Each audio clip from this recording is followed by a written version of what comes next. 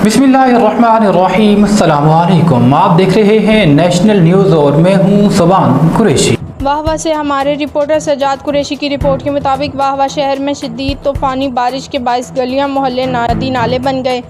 Sewerage system मुकम्मल तबाह हो चुका है। बारिश का पानी मगरबी और मशरकी शहर खामोशा में दाखिल हो गया। कब्रों को पानी की वजह से सख्त नुकसान पहुंचा है। कब्रिस्तान में मुर्दों की तदफीन मसला बनी हुई है।